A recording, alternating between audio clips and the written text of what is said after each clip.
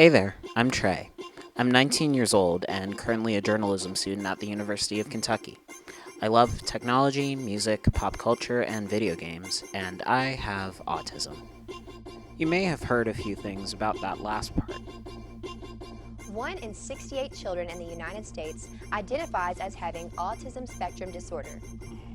With diagnoses growing and talk of awareness becoming more common, it's easy to wonder, what is autism and why are people with it different? I'm here to help out with that.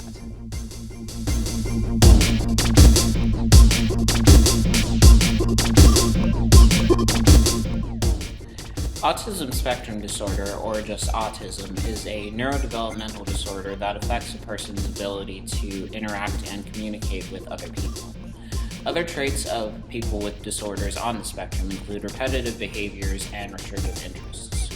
Most cases are diagnosed within early childhood, but there are exceptions to this. Now you may hear all of that and then wonder, what does that actually mean? I personally have a disorder on the spectrum that prior to 2013 would have been classified as Asperger's syndrome. My parents say that I didn't speak until I was 3 years old, and I remember being unable to get along with my peers because certain things that wouldn't bother them would annoy me to no end, and vice versa. My experiences with autism are just that though, my own. Everyone with a disorder on the spectrum has a unique experience with it, just like anyone else. Dr. Stephen Shore of Adelphi University put it best. If you've met one person with autism, you've met one person with autism.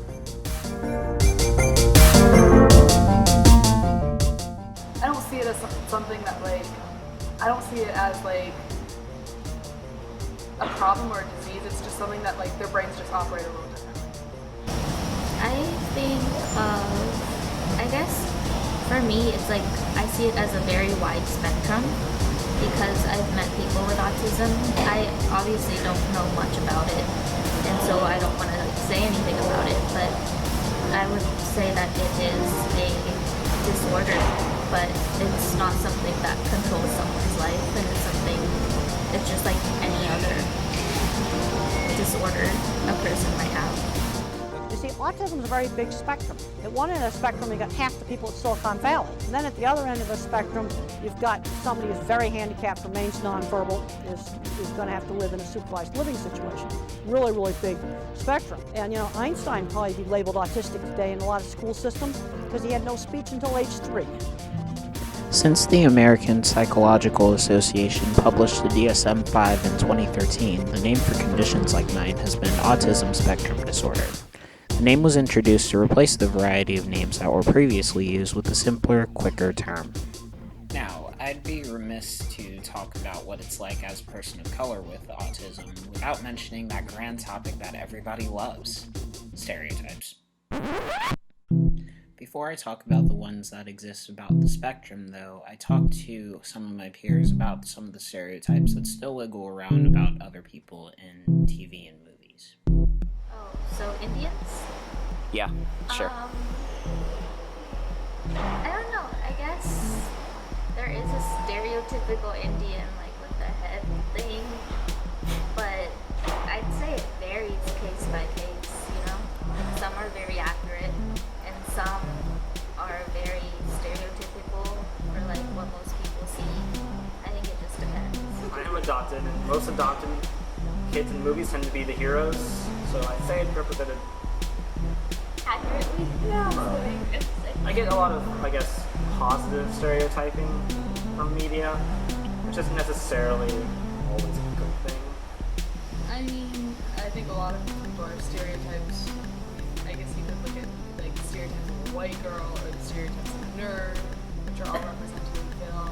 I think it's just you can't put people in a box. Just because someone's a nerd doesn't mean that they don't also enjoy sports or that people are multifaceted. Popular depictions of people with autism or who show traits that could qualify them for the spectrum include Dustin Hoffman as Raymond Babbitt in Rain Man. Times 123 is 38376. He's right. What? He's right. He's right? Yeah. Ray, how much is 4,343 times 1,234?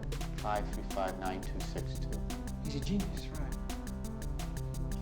Jim Parsons if as I were Sheldon wrong, from The Big I'd Bang know it. Theory.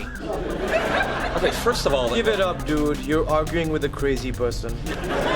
I'm not crazy. My mother had me tested. And Christopher from Mark Haddon's novel and play The Curious Incident of the Dog in the Nighttime. While these characters might each be from works that have found critical acclaim and cultural notability, they all serve to perpetuate a common idea that the media has about autism. Everyone who has it is male, white, and isolated, when that is simply untrue. There are exceptions to this, of course, but this trope remains prevalent today. An integral part of awareness is media representation, and the creators of the stuff we love need to do a better job of representing the wide range of people that have autism in a more accurate way.